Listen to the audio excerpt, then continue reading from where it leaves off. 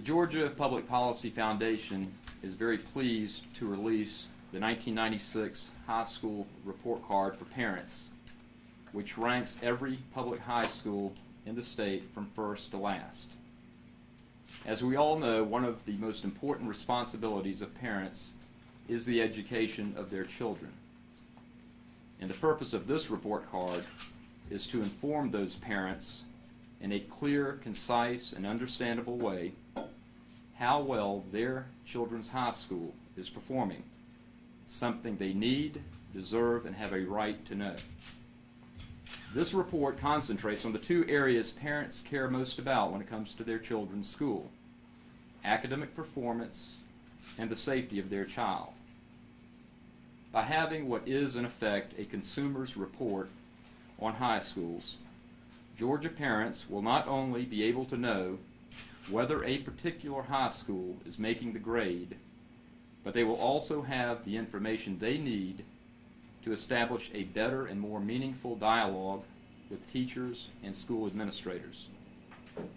More information in the hands of parents will result in more accountability for schools. More accountability for schools will result in better schools and better educational opportunities for the children of Georgia, and that is what it's all about. I would now like to call on Kelly McCutchen to go over the report card in more detail. Good morning. Hopefully each of you has had some time to look through the report card, but I would like to go through very briefly and walk you through the report card, show you the information and the criteria that we have included, and then I'll be happy to take any questions that you may have. If you'll turn to page 6, this is a page that begins a section where we describe the criteria that we used. On page 6, the first criteria is the Test of Achievement and Proficiency, or the TAP test. This is a norm reference test that is given to all senior 11th grade students in Georgia schools. Norm reference means that there is a comparison to the national level, and we have a box there that allows you to compare each school to the national percentile. For example, it's very proud to note that you'll note that the 7 schools in Georgia, their scores place them in the 75th percentile. So I think that's a very positive aspect for Georgia. There are only 25% of the schools that could be above them, so that's very positive. The next criteria is the Scholastic Assessment Test. The name was changed the year before, and this is information that we received from the Department of Education. Next, we have the percent of graduates that received a college prep diploma. This is also information from the Department of Education, as is the dropout rate. Finally, we have used weapons violations. Griff referred to school safety. This information was provided to us from the Council on School Performance. What we did to make it fair to compare schools was we used the enrollment numbers from the Department of Education and calculated the number of weapons violations per 100 students so that we can compare small schools with larger schools. And you can see the results right here. Next, in the next section, we have every single school in Georgia listed in rank order.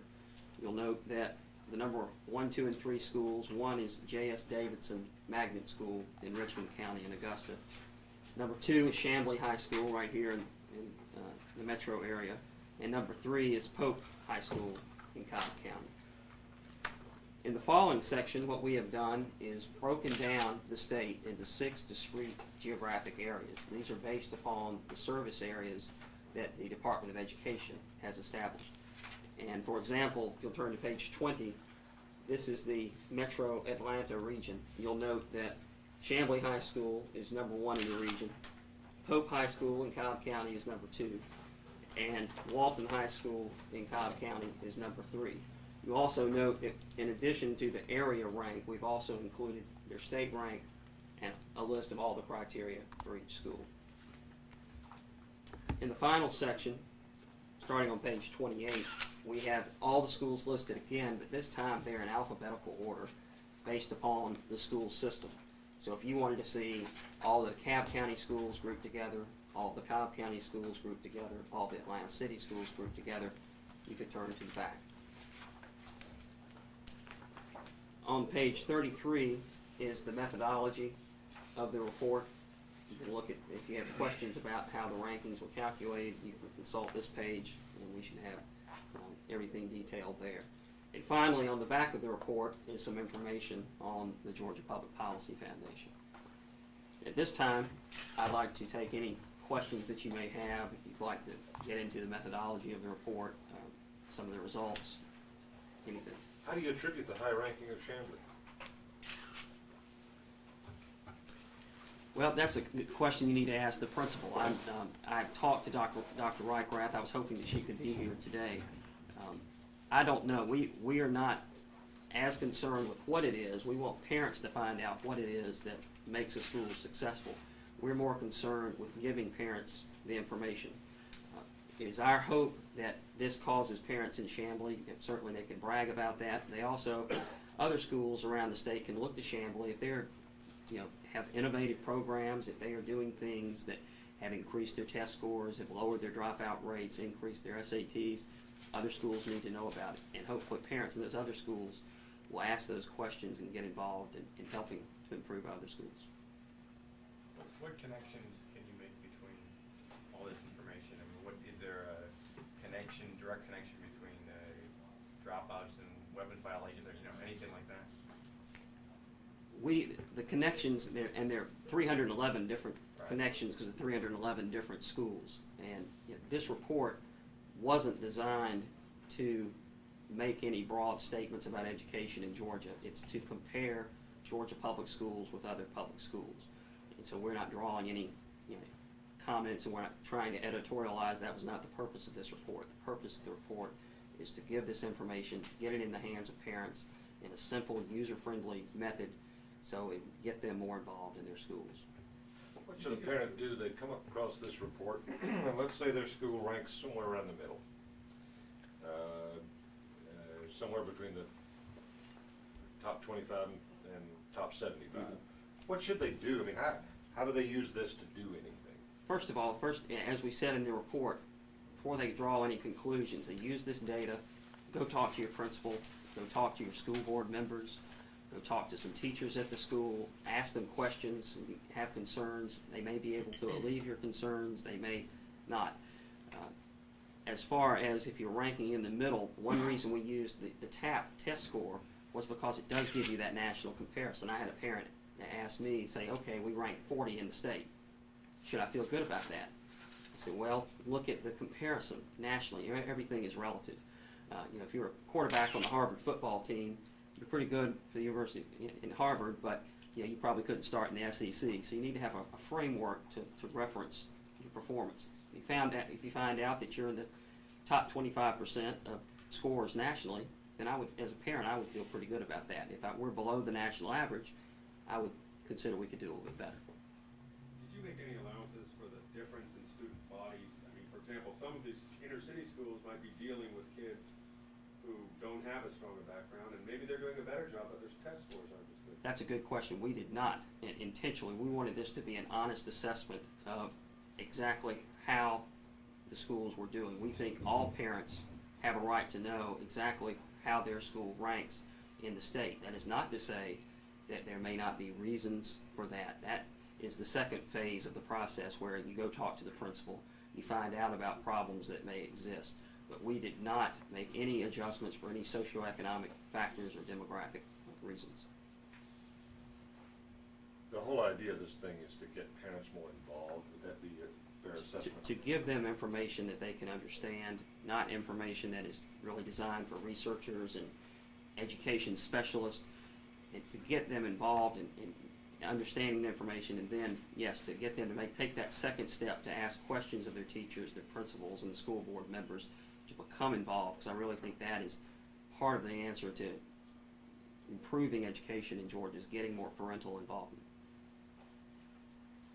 Are the comparison scores that you've listed here for percentile rankings, are those school mean percentiles? No, those are individuals. No, there's no, as far as I know, there's no such thing as a school mean. They're all individualized scores where all the scores from that test taken nationally are aggregated and a standard score is calculated. And Dr. Bender may be able to, he knows how standardized tests are calculated, but I do not think there is a school score. Is that a legitimate comparison then, to look at school means and ask that to be compared? Because you're saying that the national average of 274, which would put 155 schools here above that and the rest below, that's an important reference point. Is that legitimate from a statistical point of view to use a school mean versus a student mean?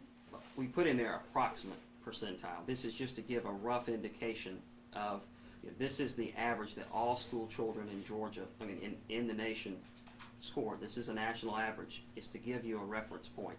It is not the average school. Anything to add on that? Not really. Other than the fact we were interested in focusing on Georgia.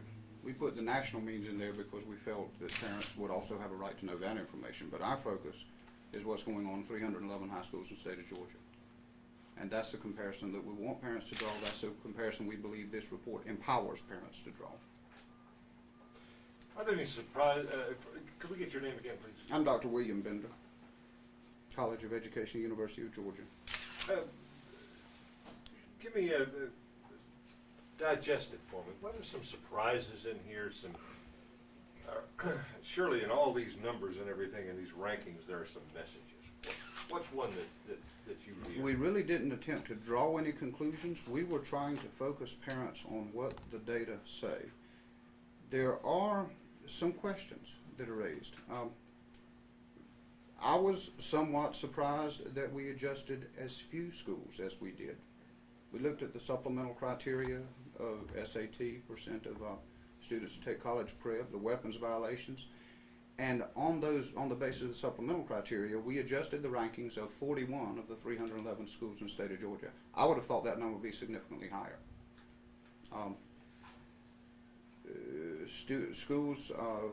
Some schools near the top of the ranking, even though they were close to the top of the ranking, were adjusted positively. That likewise surprised me. I thought it would be schools that were somewhere in the middle of the overall ranking that got adjusted one way or the other. What conclusions you can draw from that, that's for parents and school boards to talk about with local school personnel. Do you have kids Yes. in public schools? Not here in Georgia, yes. Have a son in public school in the state of North Carolina. Oh, okay. Yeah. Do you have kids in public schools in Georgia? My wife is due November 3rd, and I'm hoping it doesn't come 2 weeks early.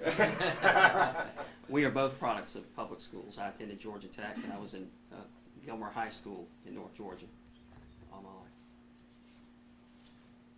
What does this report cost the foundation to put together? Mainly time, Dr. Bender's and mine. Luckily, the information, we really did not have the capability of going to every school and doing our own surveys, so we relied exclusively on official data published by the Department of Education and the Council on School Performance. So the data collection, that is the difficult part. That was done for us. Our job was to assimilate the data, to analyze it, and to put it down on paper.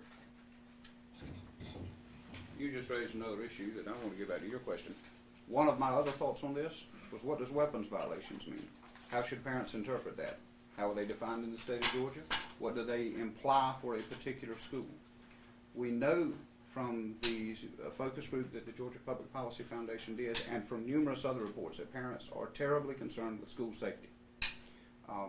And I think there probably needs to be more emphasis on that. Here again, that is my opinion. We did not draw any conclusions in the report itself. What is the opinion? That they're higher than you thought? Fewer than you thought? I mean, what is your opinion?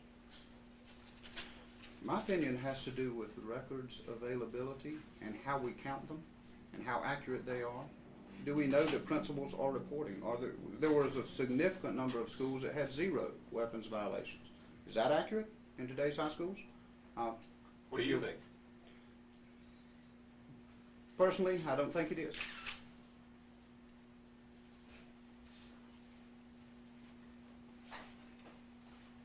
Anyone else? Do you expect it to be at all controversial? I mean, I could foresee some educators arguing that a weapons violation, in terms of them having caught it, might be a positive sign because it shows that the school found the weapon, took the time to treat it seriously and write it down, and yet the more times they do that, the lower they would fall in your ranking. Is that going to be a problem? I don't think that's going to be a problem in the majority of schools, but yet that's why we encourage parents to talk to principals, and they will say, you know, we have a no tolerance policy. We are probably the most strict in the state in searching and apprehending weapons, and you know, we're going to be a little higher, but you should feel better as a parent because we're being so strict. I don't think that that will be the case in most of the schools. Dr. Bender, I want to make sure I understood something that you said.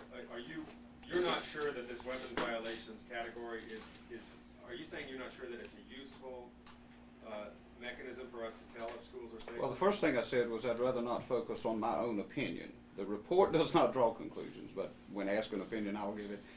I have concerns about the accuracy of the reporting of weapons violations and exactly what that means, and I think this young lady's question indicated the same type of thing. How do we interpret that? The only ranking of 20 schools that we were unable to do, that you'll find in the report, is the schools who had the fewest weapons violations, because we found so many that had 0. One thing that we have, many people have told us on the weapons violations is you can look at any college or university, and FBI has a standardized reporting that you can look and see how many thefts, how many burglaries, how many any kind of weapons violations there are, and there's no such reporting requirement in Georgia, that standardized reporting, and you know, that could be some room for legislative I action. should also mention that a number of Freedom of Information Act requests that we had to file were dealing with the weapons violations issues. For some reason, you know, schools were more reluctant to send that than others. Anyone else? They're just out and out lying about weapons violations.